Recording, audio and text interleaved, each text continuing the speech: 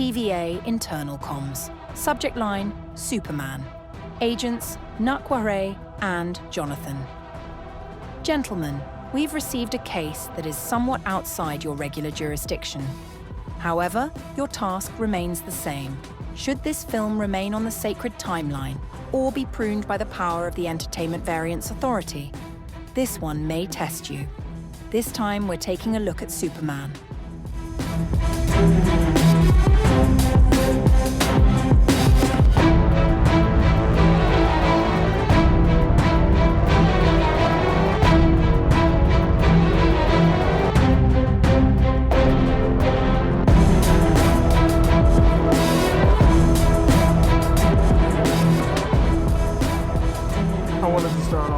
Any blips in the timeline you want to talk about, any comic book news you want to hit, things that come to mind. For me, The Boys, we're leading up to the next season of The Boys. Drawing to a close. This show has been incredible. I am still behind. So if you want to talk about it, we can. It's a phenomenal show. It's in the diaspora. I think it's worth mentioning. Another one, Sandman finally released the second half of season 2. It was exceptional. Obviously, the show is fraught due to creator issues, which is really sad because some really incredible people worked on it and made an incredible piece steeped in lore. So that's, unfortunate. But I love a lore-ridden story. It's one of the reasons I'm a big Supernatural guy. Like, I love when you can really dig into some of that stuff. Anything you want to hit on? Yeah, there's a couple of things. One is sort of generally, I'm very excited about the new Marvel fighting game. Tokon. It looks really good. Evo happened recently, which of course is the huge fighting game tournament. And we got a lot of details about the game from Evo. But the one thing that we don't have that I'm champing at the bit for is who else is going to be in this roster? Because we've got 8 characters, which is fine, right? Like the characters they picked are interesting. I know part of the thing with a fighting game is you have to balance things, right? You can't have characters that are too similar. All that makes sense. But I'm really interested to see who else joins this roster. There's hints of other characters, like Hulk hasn't been announced, but Iron Man has a Hulkbuster armor move in this game. And it's okay. So I'm stoked to see where that game goes, but it looks great. And some of the things I've been reading suggest that they may support this game for 10 years. We may be talking about this game for 10 years, which would be fantastic. Do you have a dream character you would like to be involved that you don't expect to be? So it'd have to be a Marvel character. What's interesting about this is that they're taking these Marvel characters and they're making them feel like anime characters. Oh. Right? They're not going in a classic comic style. This is very anime. Iron Man looks like a Gundam. Sick. It looks really cool. So part of the thinking here is what character would I like to see in a more anime style? And I don't know. There's so many good options. If I try and think of the more obscure characters, I would like to see them do something with Ant-Man, actually. I think it would be cool if you could do giant Ant-Man in this. See, I'm going to throw 2 at you, and partially because I feel like they go together in the way that you described it. I feel like seeing Rocket and Groot would be sick. Rocket, I think, is in there. Okay. I think we got Rocket, but I don't think... Rocket's in, but they haven't announced any of the other Guardians. I would love Groot, because then you get multiple Groot forms. Yeah. That'd be pretty dope. Yeah, I don't know. We'll have to see where that goes. Right. The other thing that's going on that I just want to hit on for a second here is that there's a lot of talk on the internet about what these Avengers Doomsday movies are going to be and what they are going to mean. And it sounds like this is the final send-off for legacy characters. I keep seeing articles about how this is it. There's all these characters from the MCU. You're never going to see them again. I feel like that's bait.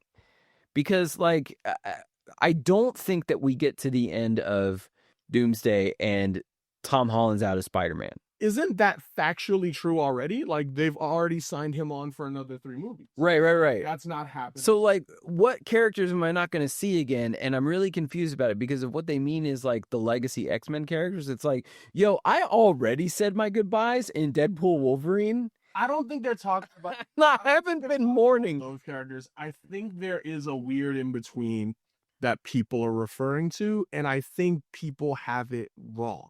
The obvious one for me is Thor. Oh, okay, yeah. So I feel like we need to be done with Thor, and not because Thor's bad or the movies are poor, but because he's lingered a little bit too long. Like, Thor stands out in that way for me. Doctor Strange, and I don't think they used him enough, but I feel like Doctor Strange is teetering on the, like, you've been around a little bit too long. The Winter Soldier. Sadly, probably Anthony Mackie's Captain America. Like, there are characters who I feel like they're trying to transition over to X-Men, Fantastic Four, and, if they were really interested in world building, they'd do something with some of these smaller characters that they had started to develop, like a Miss Marvel. But I think when they say legacy, I think we're talking about basically a lot of the characters that are still lingering from Marvel phases 1 through, let's say, 4, Sure. who really got their start in kind of that realm. With the exception being Black Panther. Like, we obviously had some shifts in the way that storyline took, but like I said, there are some characters that don't quite make sense to me in either the way their storyline went to retire or the way Marvel used them, and the one that stands out in that sense is Doctor Strange. I just feel like we haven't used Doctor Strange enough, but Black Widow, who's my man, Hawkeye, there's a bunch of characters who are in some way technically still kind of around. Like, we have a new Black Widow, but are they just done with that character? Yeah, I don't know. I would like to see Doctor Strange get a trilogy. Agreed. I would like one more dedicated Doctor Strange movie, but that's Marvel, and we're not here to talk about Marvel today. No, we're not. Today, we are here to break down Superman. Do you think it's bullshit that management is now assigning us DC stuff as well? We had a lot of Marvel stuff to deal with, okay? And now we're dealing with DC stuff just because James Gunn did the Guardian movies, whatever. Now we're doing Superman? Look, I'm stressed. We got a lot going on. I don't want to talk about it.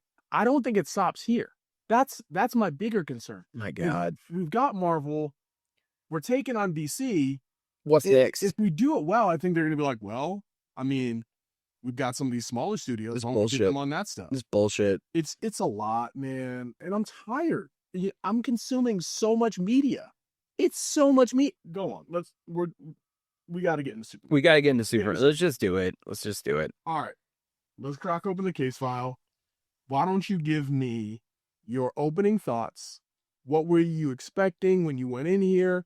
What were you hoping for? Did it live up to expectations? And what did you want them to do? I really wanted this movie to kick off the DCU. It's not the first DCU property. It's not the first DCU piece of media, but it is the first film in James Gunn's new established DCU. And the news was that whether or not that continues is heavily dependent on this film. I wanted this film to be a success because I want to see what other movies come out of the DCU. So that was my hope. My expectation was pretty low. The trailers were good, but Superman is not one of my favorite characters. I'm usually not a DC guy. Sure, I've seen Superman movies in the past. I saw Man of Steel. I've seen all the Christopher Reeve films. I do enjoy these films, but he hasn't been a character that I really gravitate to. And I wouldn't say that this movie changed that. But I would say that I walked out of the movie theater with a big old smile on my face and something that felt like hope. Okay. I felt great. I was in such a good mood. That is true. Leaving the theater, I was so happy, and I had such a good time. You did. Watching this movie. You texted me after you left the theater. You were like, I feel good. Yeah. You said, I feel hopeful. It faded, obviously, because of the dystopia. Stumbling. Sure. But like, for a brief moment, I was pretty happy in general and in a great mood. And I think that hasn't happened for me in a movie in a long time. Like, I think a lot of the MCU films give you a sense of like, holy shit, like the epicness of the scale or the adventure or whatever. And there were a select few in there where I left the theater and I was just like ear to ear grinning because of how much fun it was. But it's been a while, and Superman did that. Okay. I went into this movie with very low expectations. Similarly, the only thing I wanted this movie to do was reboot the DCU. I think DC has some dope characters.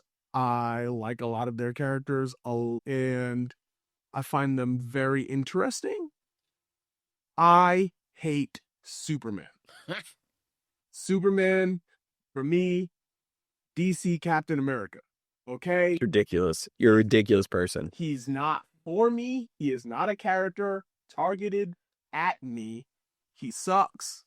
Okay? Wow. I'm a firm believer. Look, this is my opinion on Okay. Superman. Okay. And you can say I'm wrong. You're entitled to that opinion.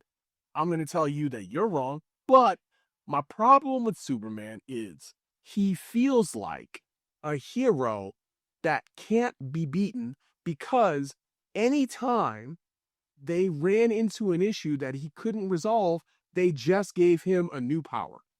And I think that's ridiculous. The man has ice breath. The hell am I supposed to do with ice breath? He's got laser eyes. It's heat vision, first of all. Don't do that. Not laser eyes. It sounds a lot better when you say heat vision. That's why I'm going to keep calling him laser eyes. Okay? It's ridiculous. I hate him. He can fly. He's super strong. He's got heat vision, X-ray vision. He's got, a cold breath. And he's super fast. Sure, he's super fast. He rivals the Flash in speed. Yeah, but does he have access to the Speed Force? I don't think he does. No. But he's super fast. But he's super fast. Yeah. It's obnoxious. I hate him. So, would you like him more if he had fewer powers? Yes. I'd like him more. We're going to get into this when we start talking about the individual characters. Right. I'd like him more if he was a more dynamic character. I think he represents a very specific ideal, and I don't think the ideal that he represents is for everyone. Do you mean in general, or do you mean in this movie? In general. Okay. And the reason I say that is because I actually think this movie actually does a pretty good job of tussling with representing the quote-unquote ideal, what that actually means. What I do want to ask you along those lines is, what does Superman mean for the comics? What does he mean for people? And then what does he mean in the larger superhero landscape? I mean, I'm not a historian. I'm not a Superman historian. But what I understand about this character is that the creators were Jewish. Superman was created directly to oppose the ideological evils of World War II. Mm-hmm. Right? That is what Superman originally was intended to represent. He's an immigrant. That's important. That's important to his story because he's choosing to represent us. Yep. Now, that was emphasized in a way in this film that it hasn't been in the comics. Yep. And I think that's totally fine and an interesting take on the character. But that's what Superman, as far as I understand it, historically represents. And I think that you need that symbol, right? You need someone who has flaws, is fallible, but at least always tries to do the right thing. You need a thing you can believe in.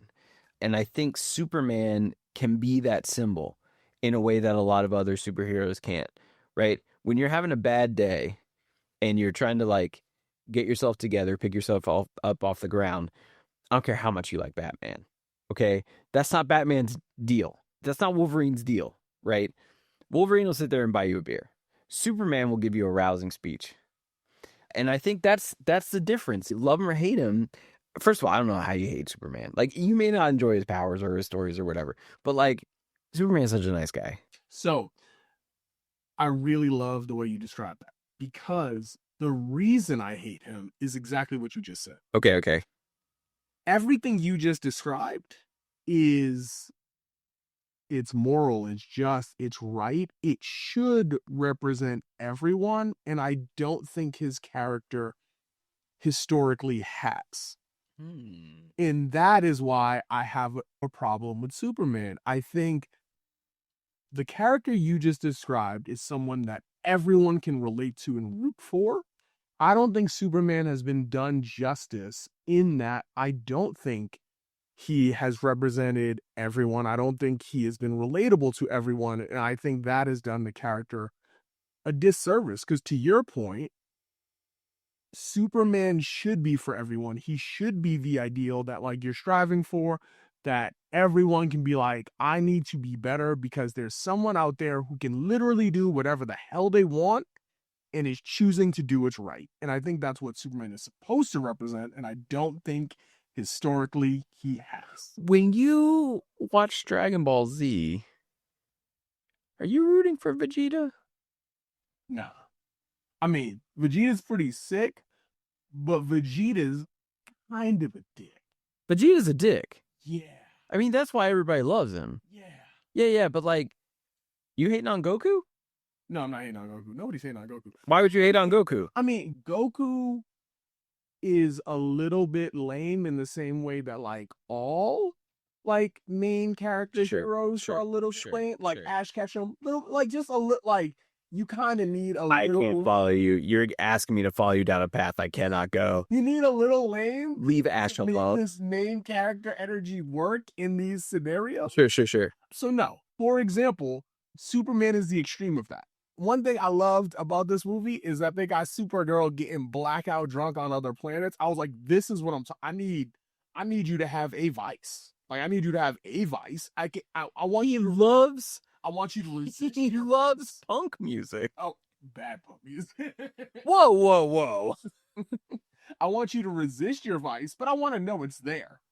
And I feel like that side of Superman is never shown. Okay. We got to get deeper into this movie. Was this a successful relaunch of the DCU? Yes. Okay. Why? I mean, I try not to pay attention to the meta because I don't want to care about it, but this movie was really successful. Yeah. Thunderbolts dropped, and I mean, we had Cat Brave New World, not really a success, right? In terms of like the financials or whatever. Now, by the way, side note, I don't know how a movie makes hundreds of millions of dollars and isn't considered a success, but that's like my cross to bear here. But like, whatever. It made so much money. It just didn't make enough money. Yeah. Capitalism is stupid. So like we had Cap, not a huge success. We had Thunderbolts, which was a bigger success for Marvel, but like Superman was the one to beat this summer, right? It was a huge movie. Can they repeat that success with characters that aren't Superman, like the flagship character? I don't know. Do I think we get a Booster Gold movie that does as much revenue, ticket sales or whatever as Superman? Probably not. You know, are we going to see like, I don't know, how is Peacemaker season 2 going to stack up against the success of this film? I guess we'll have to wait and see. I think in terms of, are we going to see more DCU films? That felt a little bit in question before this movie was released. And after its release, it feels like, yeah, of course we are. Yeah, no, you're correct. It was, from the technical definition of a success, it was successful. Yeah. You hated this movie, didn't you? I didn't hate this movie. All right. Okay. I'll say this. This is my favorite Superman movie of all time. Yeah, I think that's right. I have a low bar, but it is my favorite Superman movie. The first Christopher Reeves film is really good, though. But I will say, I do think this was a successful relaunch. I think it has gotten fan acclaim. It has gotten critical acclaim. It is financially solvent. And I think it is opening the door for a level of trust in future DC projects that we did not have in the past. Well, but there's also a lot of blowback. There's a lot of people making noise about like preferring the Snyderverse. Yeah. And some people saying it's woke, which like I'm not even gonna I'm not even gonna entertain that because of how ridiculous it is. It's Superman. I mean, the Snyderverse objectively failed. Yeah. It just objectively, whether or not you like the movies or individual pieces, it didn't work. Failed. It didn't work. And I do think it seems like James Gunn is being pretty damn strategic about how he's rolling out his DCU, which I am excited about. Again, my resentment for Superman aside, I think the idea of making Lanterns a TV show and not a movie, smart.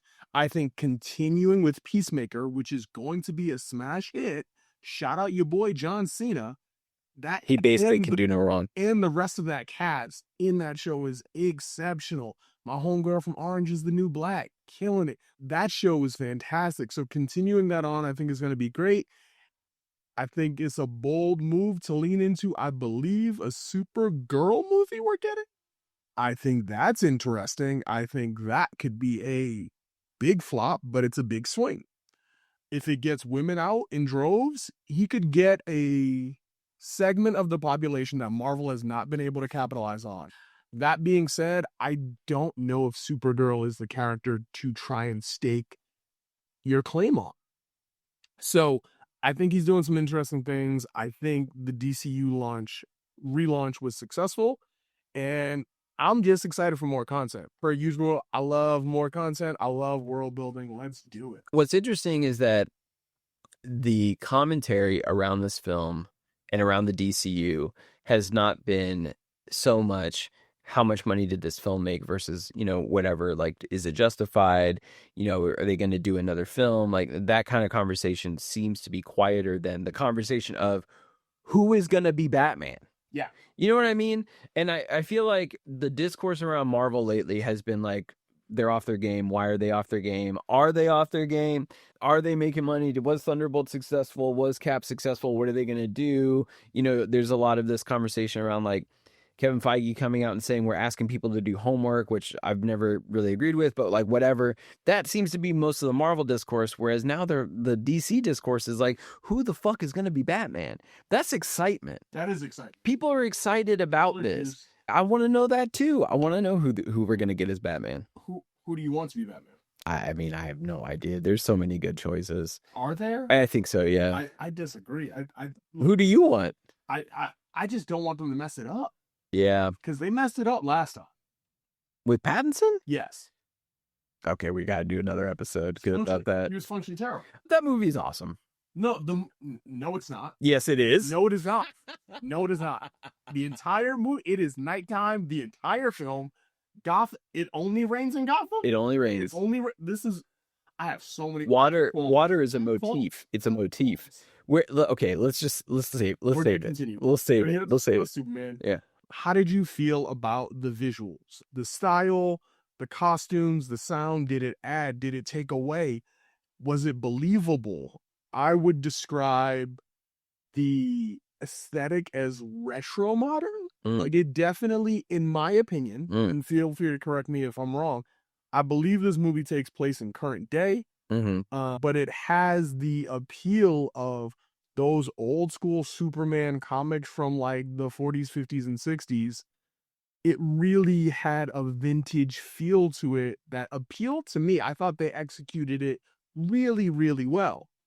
I thought the costumes, generally speaking, were pretty dope. I am very unfamiliar with Mr. Terrific outside of it being a little blackfacey. And so I had to do a little research on like his tea and the whole history behind that.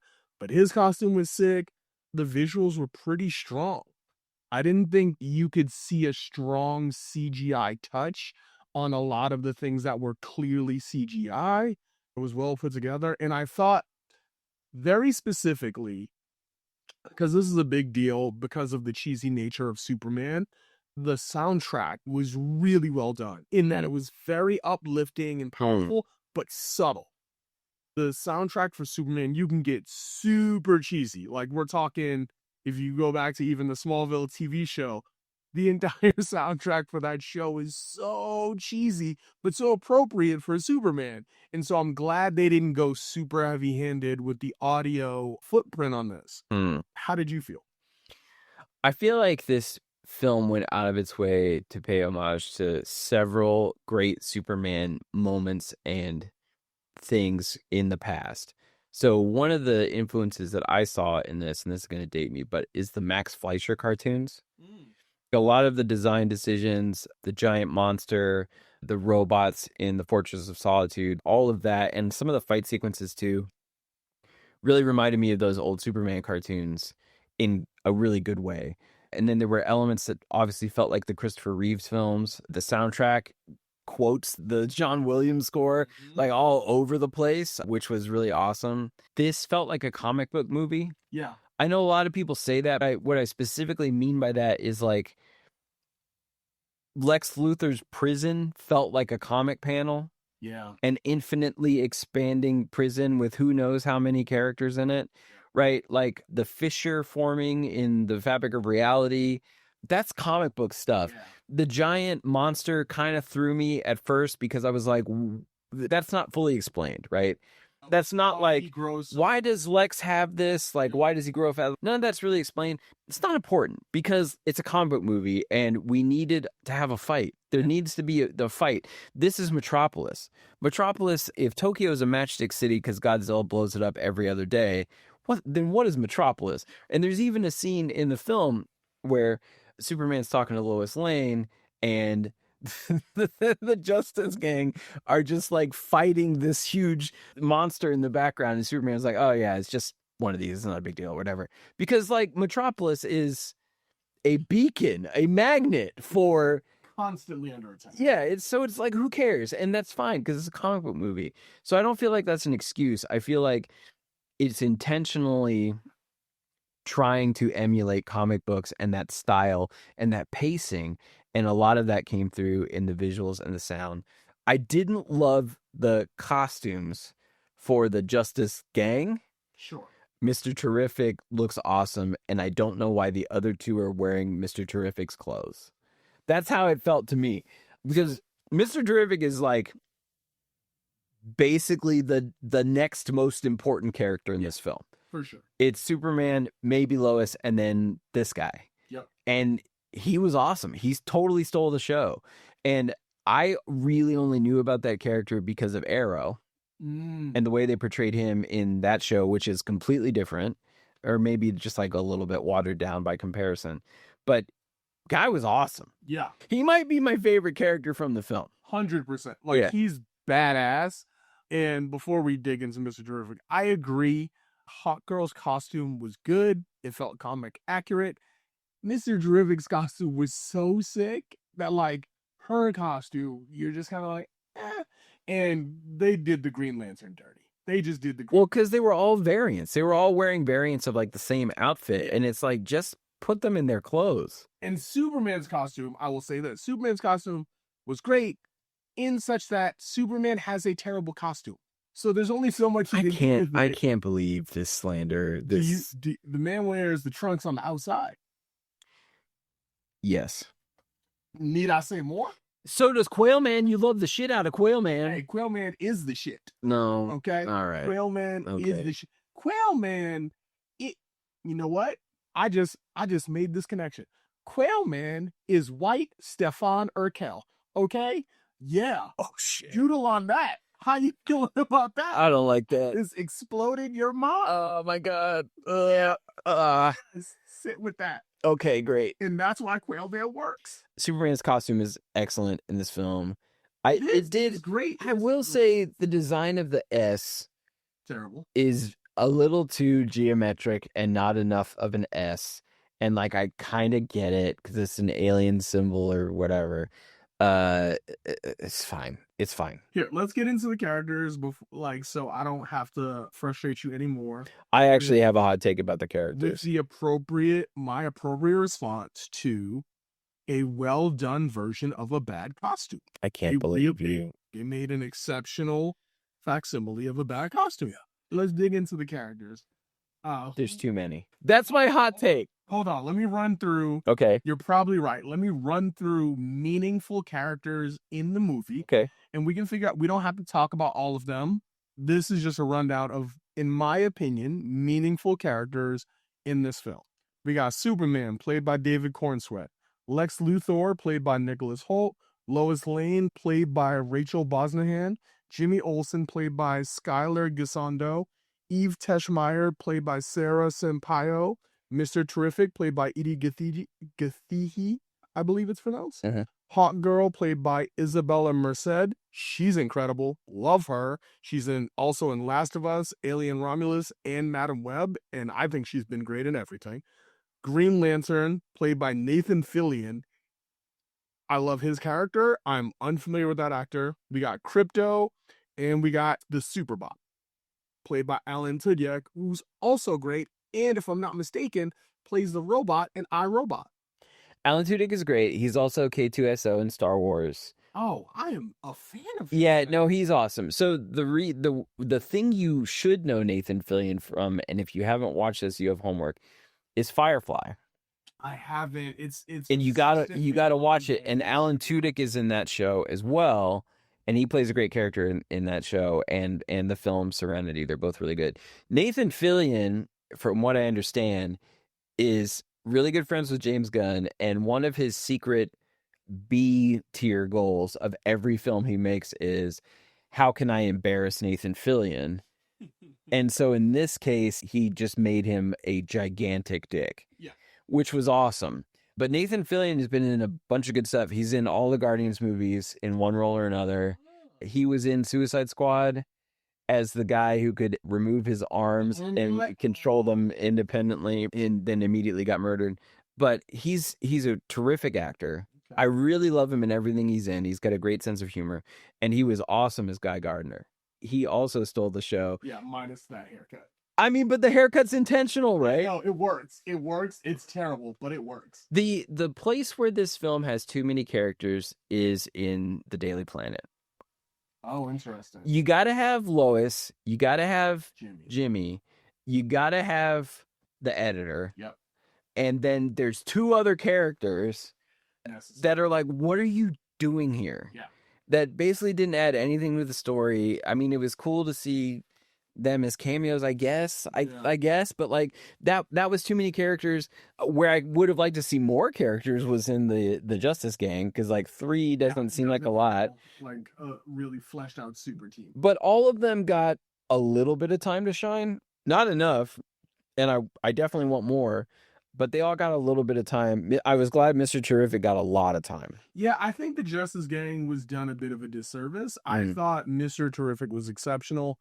I thought Guy Gardner and Hawk Girl, I actually thought they did a really good job. I just thought they didn't particularly serve a purpose in the story other than to introduce those characters.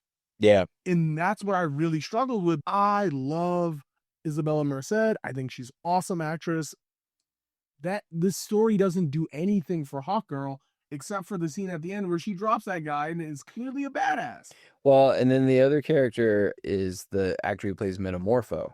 Yeah.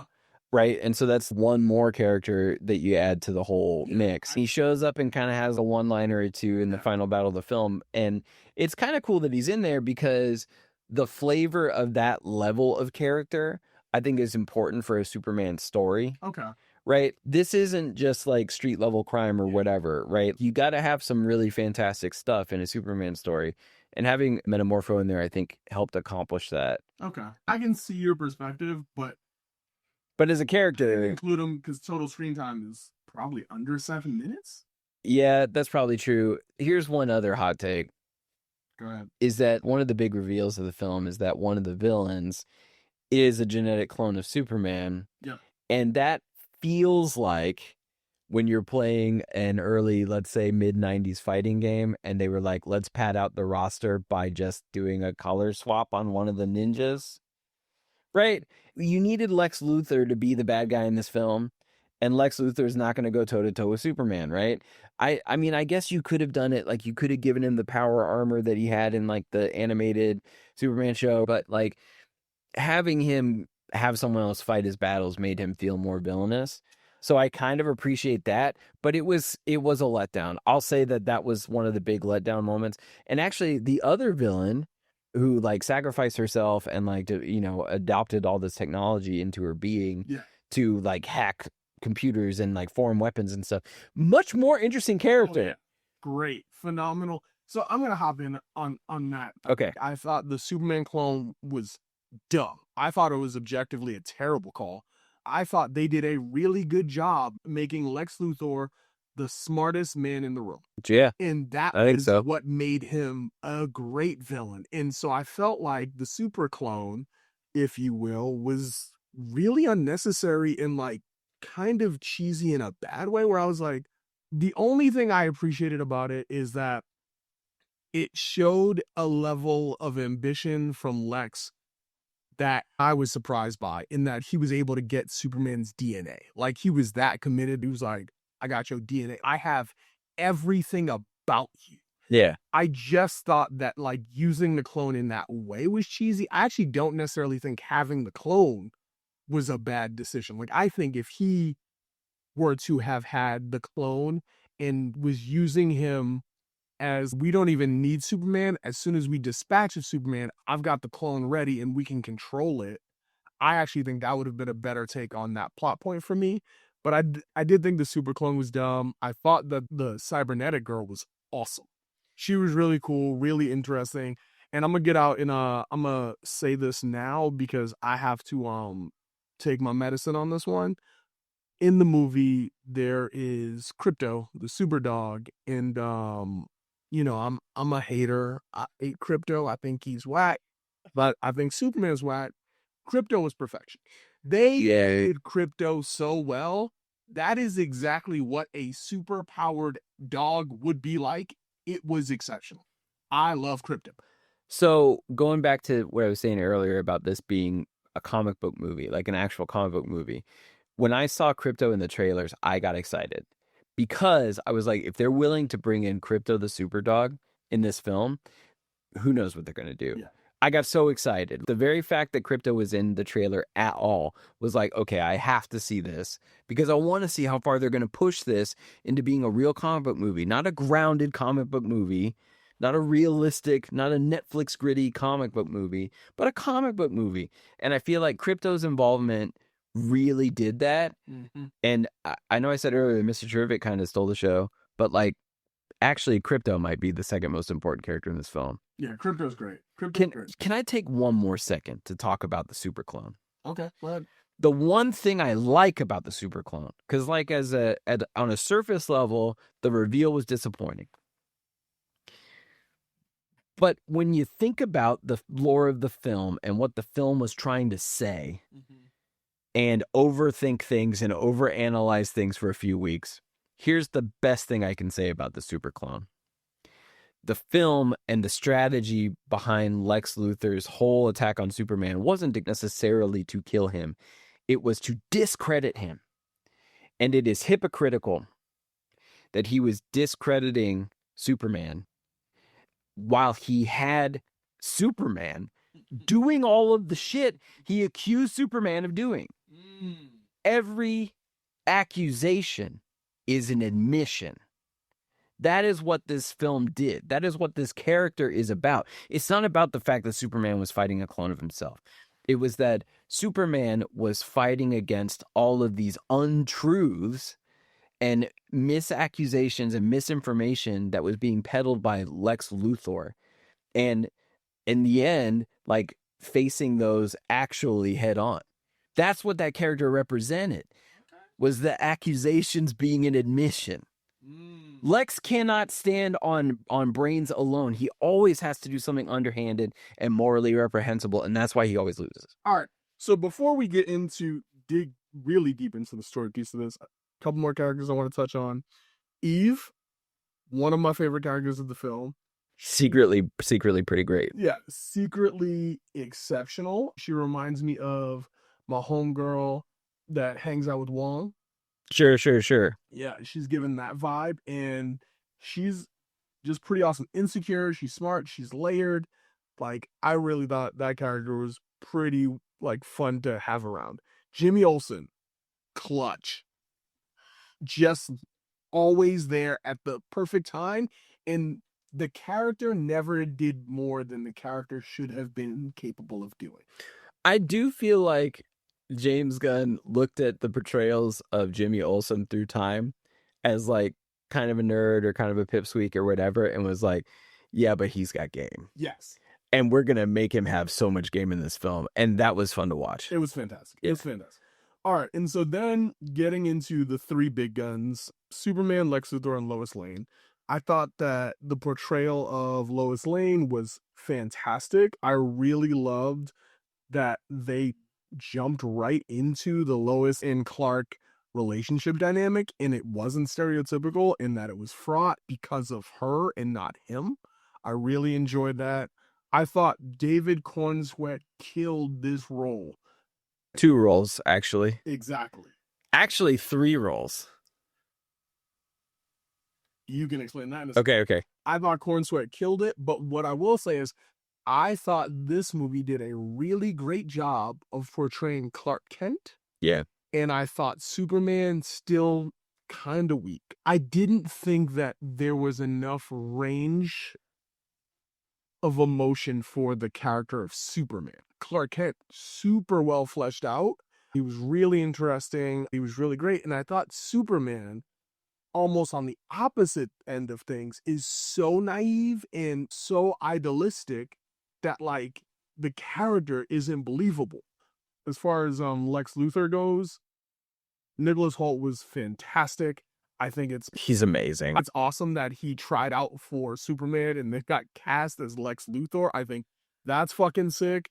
They did an incredible job portraying him as the smartest man in the room at all times. But my only concern there was, did they make him too maniacal? Is his ambition and mania almost a detriment to the character? He almost can't stop himself from achieving his goal because he's a little too evil. On the character of Lex Luthor, they did a great job of portraying him as a character who is the smartest man in the room.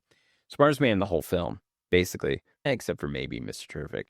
But really will always thwart himself. The thing that got in his way is his obsession with Superman. Exactly. Right? It's not that he can't beat Superman, he can't kill Superman. It's that that's never enough for him. He has to destroy Superman and everything that Superman represents and everything that Superman believes in. Like he was so committed to defeating Superman that he scoured a battlefield for a single lock of hair so that he could clone an evil Superman. Is there anyone in our reality who is so obsessed with what everyone thinks about them that you think they might commit some great evil?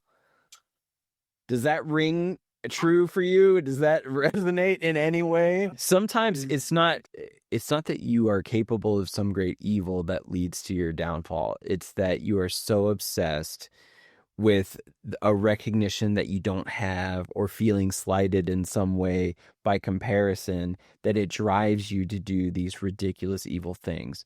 And that's why Lex feels like a great villain. Because he's the smartest man in the room, but he's also tragic. And I think the final confrontation with Superman bears that out. Because Superman is like you have so much going for you, but you don't understand this one thing. And if you did, you would be completely different and perhaps a benefit to the world. And he can't.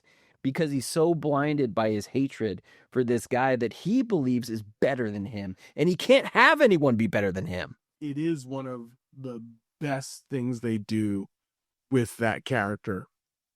And the reason I say he's too maniacal is there's certain things that just don't add up to me. And I want to get your thoughts on this because maybe some of the things that I'm frustrated with are intentional. All right. And one that I'm really struggling with is I'm like, somebody who's this smart, who's moved just this many pieces on the chessboard into just the right place to not only take out Superman, but take over an entire country at this simultaneously. So these things are happening at the same exact time.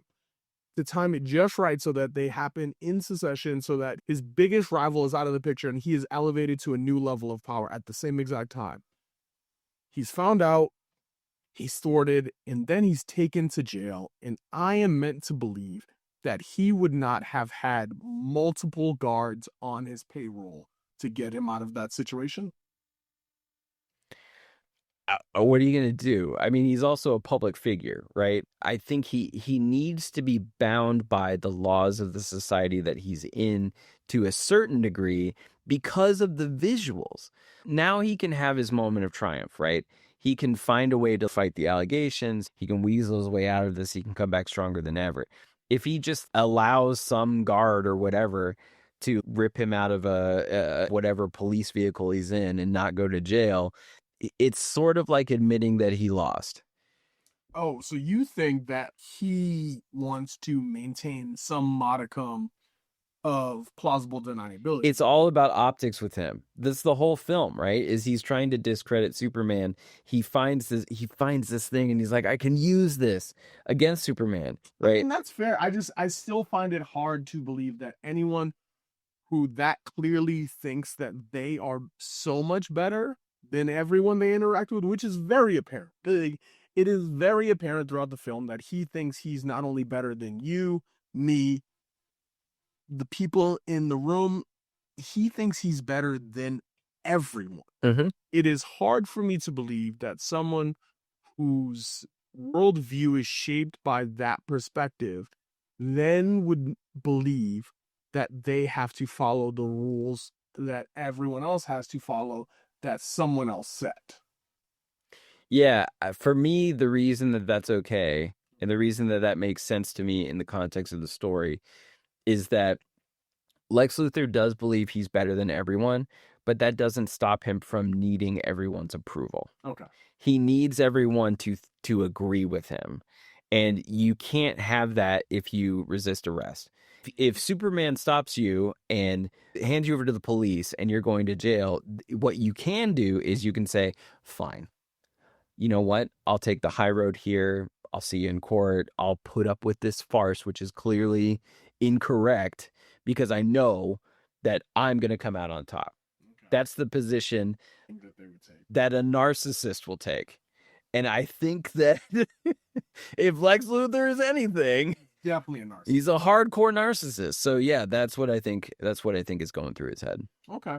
All right, so let's get into the story of it all. Does the story work for you? What were the highs and lows? We jump right into a pre-built world in this one. Mm-hmm. Do you think that added to their storytelling ability? Do you think it took away? And specifically, did the climax work for you? Okay, so I've said multiple times here that I feel like the concept of you got to do your homework before you can appreciate a comic book movie is kind of flawed on its face. I'm really glad that we didn't get another Superman origin story. Okay. I don't need one. No one has needed one since 1950? Yeah. Maybe. Like, we're good. Everybody knows where Superman came from. Everybody knows his deal. Now, it's interesting that they changed his origin a little bit in this film and made him more like Goku. Say more. So originally it was like Superman's parents knew Krypton was doomed. They put him in a rocket ship. They sent him to Earth to survive, to carry on Kryptonian legacy, right? James Gunn changed that a little bit by saying initially Superman can only recover half of the message from his parents in the rocket ship they sent him in. And it sounds like go to Earth, be well, live a good life, like all that kind of stuff. But actually, it turns out that the message that they sent was go to Earth, be well, live a good life, and rule over these fucking monkeys, basically. And that's the truth of it. And it's really interesting because it gives Superman an opportunity to make a choice. Right? So before you dig into that, because that is correct, is there no prior canonical reference to that being his motivation? I mean, maybe. I'm not sure. I'm genuine, but I don't know. Okay. In my experience, no. Classically, it has been like just go to Earth, live a good life, whatever. So that was a big change, but I like that for the character. That feels like, and especially when you think about the super clone and what he represents, like Superman had a choice there. He could have been like, okay. You know what? Actually, being the good guy kind of sucks, right? But he didn't because he's Superman. Yeah. And you hate him for that for some reason. As far as like the rest of the story goes, this is a story about Superman fighting Lex Luthor. Yep. And every piece of this ties back into that. I'm glad that it started the way it did, like mid-fight, essentially. Not with whoever, the champion of the foreign country or whatever, the fake Superman, but with Lex, like right from the beginning. Hammer of Baravia. Not with him, but with Lex. The whole thing is about Superman versus Lex. So I like that it started mid-fight in media res. You don't need the origin story. I also thought it was pretty ballsy that James Gunn at the beginning of this film gives you a text crawl, essentially, explaining that metahumans have existed for, 300 years? Yeah. Right? I got a lot of questions about that. Mm-hmm. And superheroes are not new in this world. I found that to be very interesting because how does that shape your world? Like, we've seen that on the opposite end in Marvel and them having to respond in real time, the Sokovia Accords, and like trying to navigate a world with new superheroes in a world where superheroes have been around for 300 years. Yeah.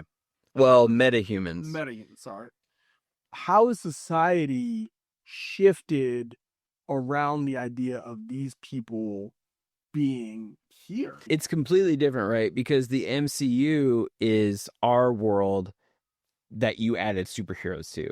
All of the people in the MCU, all of the normal ass people in the MCU remember a world before Tony Stark was Iron Man, right? They remember before this happened.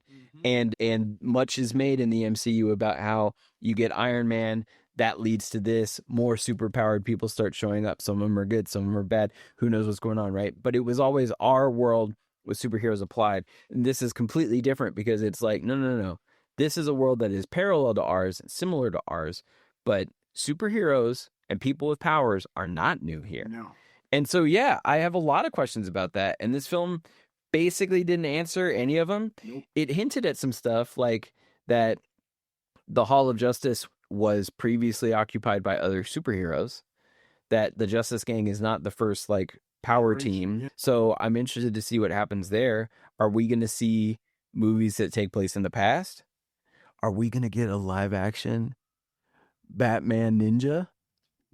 Are we going to get feudal era Batman? And that's why they haven't announced the cast? Anyway, I'm just speculating. But like, there's so many things that could be done here because of that change. Yeah. And I think it frees it up from having to be grounded because there have been super powered people here for 300 years. So like, who cares if like a kaiju attacks Metropolis on a Thursday? Like, that's normal. That happens now. So one of the things that I did love about it, it gets rid of a lot of the problems that the MCU runs into, because the MCU has tried to make superhero movies so realistic, and it's so hard to do well because the parameters struggle with real life issues like infrastructure.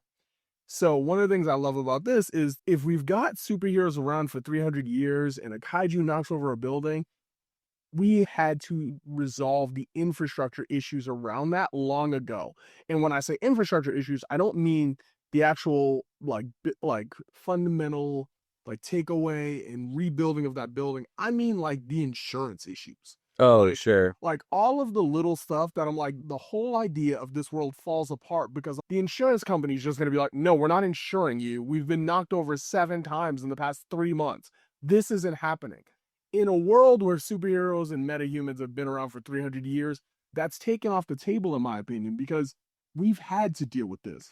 Yeah. And we're building into newer societies. We're in a big side note territory here, but like it was interesting in Spider-Man Homecoming, for example, when you have the whole setup of the Vulture and his crew they're contractors, right? Yeah. New York got destroyed in the battle for New York, and they're showing up and they're cleaning up and like they're picking up this material, and like that's kind of what they're like superhero battle disposal experts now, right? There's a whole other job and a whole other economy that has sprung up because of superheroes. Yep. And I think it's really interesting when movies and comics take a look at that. I've heard that there is a script in the works that is about a low-level henchman in Gotham working his way up the ranks. Nice. And that like Joker and Batman may make cameos in this movie if it gets made. The script is being passed around apparently. I think it's called Henchmen. Nice. That would be amazing. Like seeing those like god tier characters,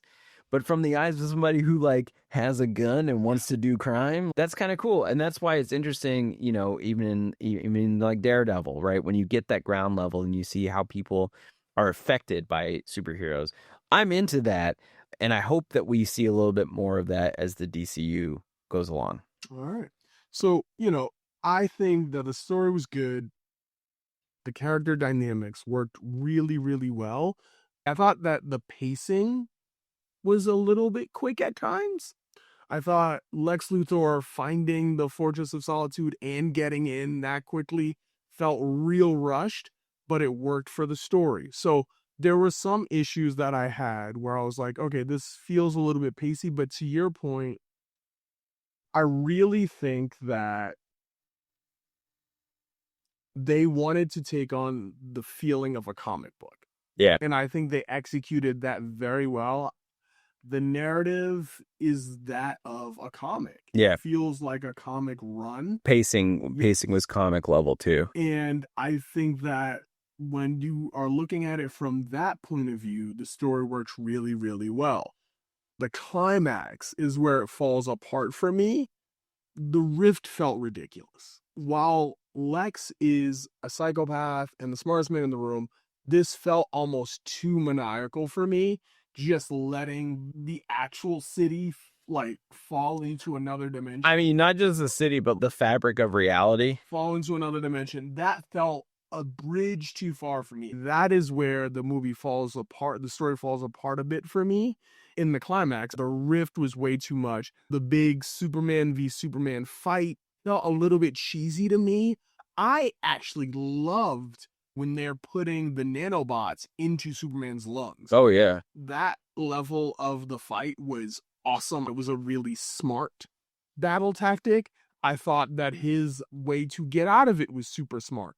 Everything post that part of the final battle felt excessive, cheesy, and a bit expected. It felt very much like, okay, we need a big shoot 'em up, punch 'em up fight at the end, so we're now just going to have Superman v Superman while the world is literally splitting in half. My biggest frustration is like, I thought they did a really good job of building a narrative where Lex is moving chess pieces on the board all throughout the movie. Superman never quite sees what's coming next and is constantly in a position where he's trying to recover. So his physical strength is almost nullified by Lex's intelligence at every point, and only for the resolution to be a big punch 'em up battle with a giant rift in space-time reality happening in the background. Yeah, I kind of see what you're saying. I do think it's interesting how frequently I felt like the stakes were really high in this film. Okay. So, like, the nanobots trying to choke the life out of Superman felt like Lex is prepared. I did believe that Superman was in danger. I really could see that being a pathway to, like, Superman dying. And I believed it. Agree. The fight at the end with the super gang versus, like, the military force was great. It was a moment of levity that we needed, and it let Nathan Fillion's Guy Gardner shine a little bit. That shot where he's flipping off the tanks and also flipping them over is amazing. And Hot Girl letting the dictator guy fall to his death was also pretty amazing. But I did genuinely believe that those refugees were going to die. The danger felt real. I do agree that the punch 'em up between Superman and Clone Superman was a bit of a letdown, but it's not really about him. The payoff that you actually get is Superman getting to confront Lex and deliver the great monologue of the film. And that felt great. That was a really cool moment. Not having some sort of like other battle style resolution was fine, because what you did have was an intellectual resolution. That's what I wanted. I wanted the direct confrontation between Superman and Lex Luthor, because for so much of the film, they are not talking to each other directly. They are not in the same room. It's like Lex's actions and his decisions are directly impacting Superman. He's trying to deal with those. But it's like the prison scene and the end of the film where Nicholas Holt's Lex Luthor and David Cornsweet's Superman get to directly speak to each other. And those are some of the most powerful points in the film. So in that sense, the climax worked for me. Okay. All right. Like I said, I liked the story that they told. I thought the pacing was a little bit fast. I did not love the physical climax, but I will agree that I thought the emotional climax was strong. That whole speech was great. And furthermore, I thought that the final scene where his robots ask him to play the video of his parents, that was a nice pivot. And, you know, it makes a reference to adoption and what do you think family actually means. And there's so many undertones emotionally in that scene that I thought were really, really great.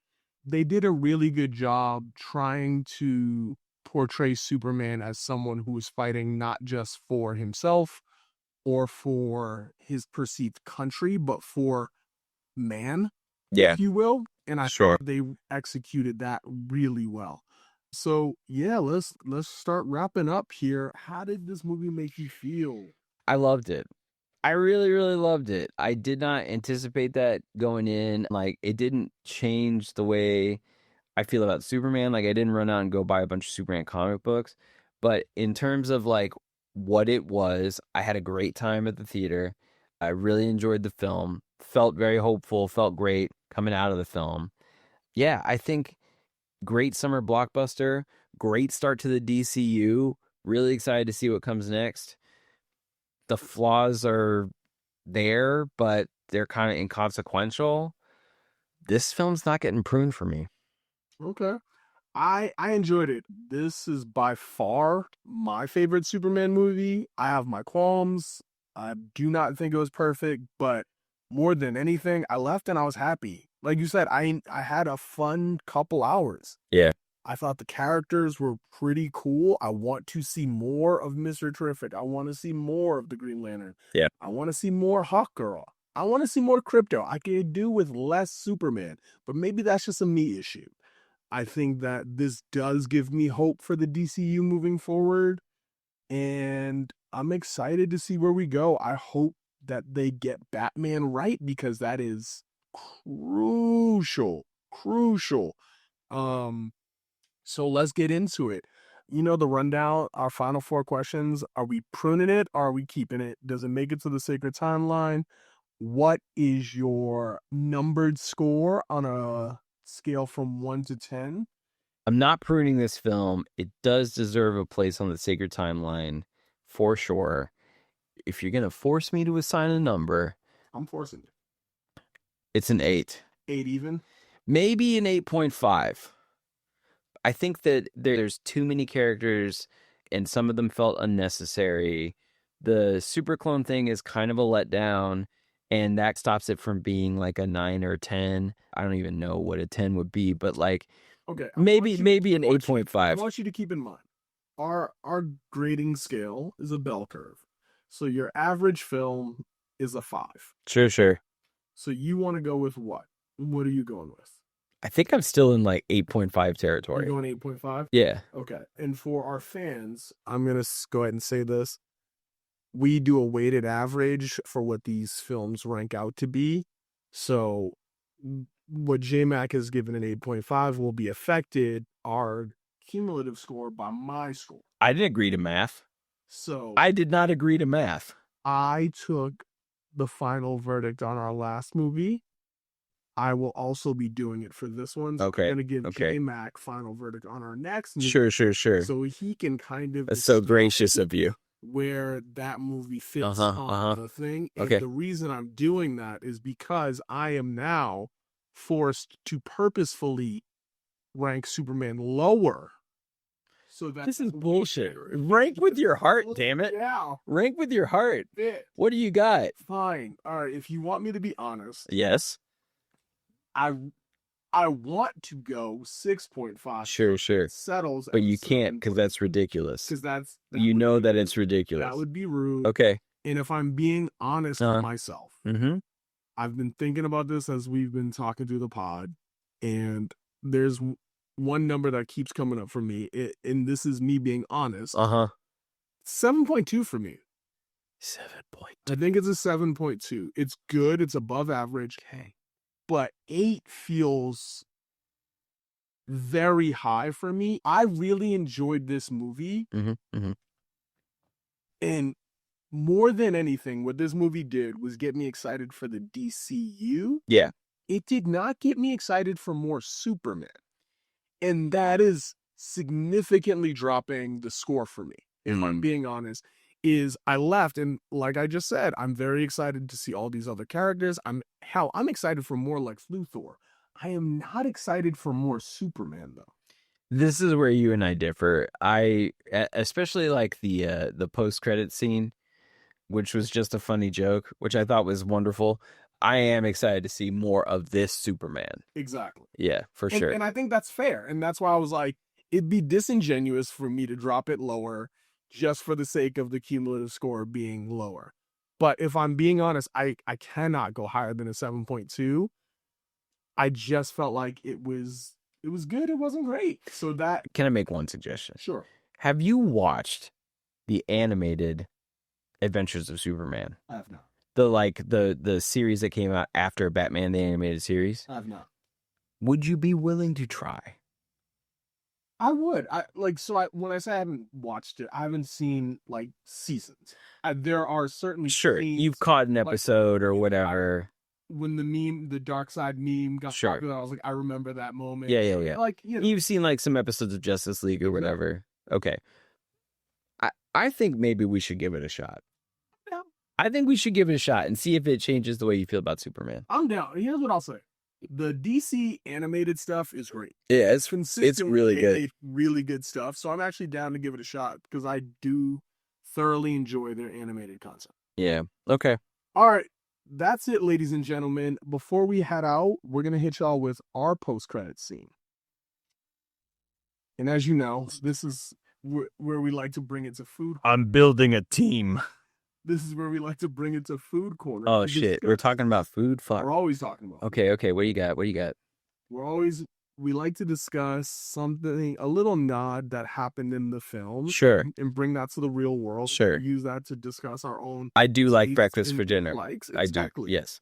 Oh, I didn't even think about doing that. That's a good one. Breakfast for dinner, baby. What we're not going to do is this is one that I know is near and dear to your heart. Okay. And that's why I wanted to touch on this one. Okay. It's caffeine.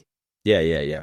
Lois Lane in the movie pours what I can only describe as a metric ton of sugar into her coffee. It is egregious, and I am someone who likes a sweet coffee. Mm-hmm. So what I want to know from you Mm-hmm. is, what is your favorite fast casual coffee? Because I don't consider coffee fast food. So I'm going to say fast casual coffee. Okay. and your current favorite craft coffee. Oh, okay. Well, I go to a place called Barrett's Okay. Coffee Roastery off of Lamar. Okay. They're my favorite. I like them so much, actually, that we bought a vessel from them that is an airtight vessel, and about once a week we go and we get it filled with beans.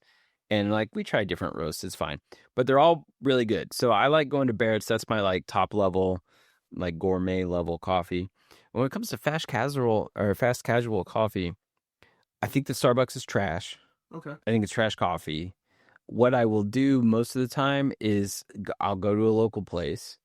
I'm really lucky that I live near this small, I think they're Austin-based coffee chain called Spokesman. Mm. So I do love Spokesman. Nice. That's not, I wouldn't describe them as fast casual though. They're like a real coffee shop. So I guess by default, I'm going to say Dutch Brothers for fast casual. I would rather get cold brew at Dutch Brothers than cold brew at Starbucks. Okay. It's not great. I wouldn't say it's great, but sometimes you just need a bucket of coffee the size of your head That's fair. with the option to get some kind of drink with boba in it. Now, subnote here, I recently went to a coffee shop that had two things that I think are reprehensible. Number one is on their pastry part of the menu. You guys can't see it, but I just made quotes with my fingers because of how ridiculous this is. They sell muffin tops. Fuck you, where's the rest of my muffin? No. Nope. First of all, where's the rest of my muffin? J-Mac. Wait. Hold on, wait. I was trying to. There's one more. There's one more. There's one more. The other thing. I'm gonna see without judging you. The other thing that they sell is breakfast cookies. Now, That's ridiculous. you hear that and you think, oh, maybe like this cookie's flavored with cinnamon toast crunch. That'd be fun. No. Maybe this cookie has like it's banana blueberry cookie. No.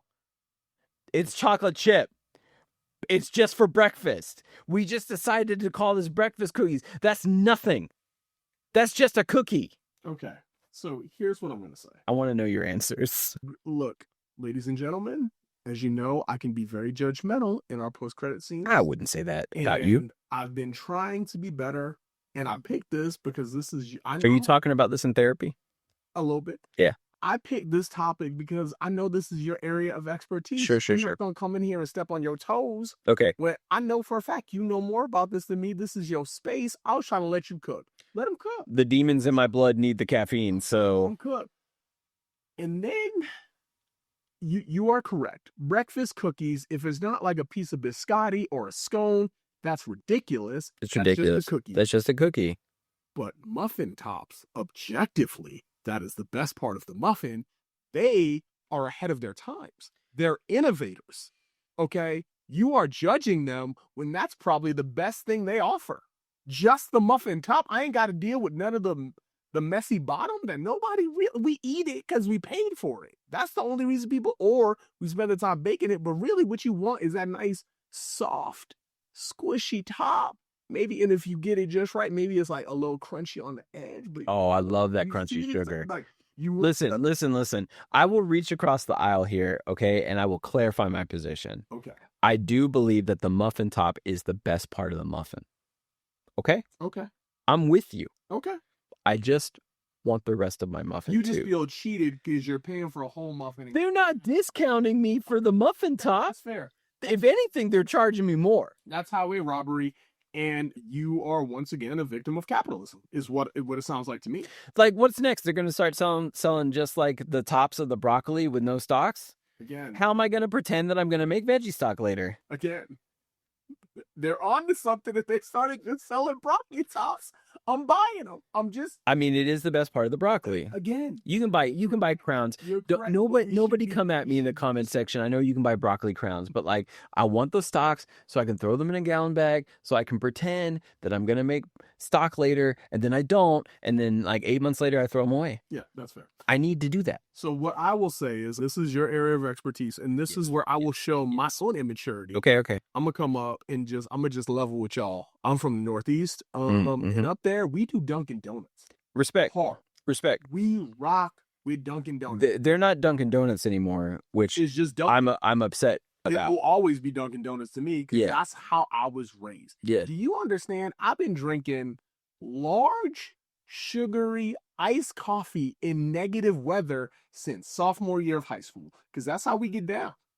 I love that for you. I didn't mention, by the way, that I basically drink coffee black with certain exceptions. I'm not like against putting stuff in coffee. I'm not like a purist or whatever. Like, enjoy your coffee the way you want to enjoy it. We all have a substance abuse problem. I need it to live, right? So like, however you got to get it in you, get it in. Go with my blessing. But like, I try to drink black coffee. Yeah, no, see, and that's why I said this is my immaturity. Up until recently, like a little bit of caffeine with my sugar, and that's the Dunkin' in me. So if you looked at my coffee order, it was like the tone of like maybe Tracy Ellis Ross. Okay. Like it was like a Tracy Ellis Ross.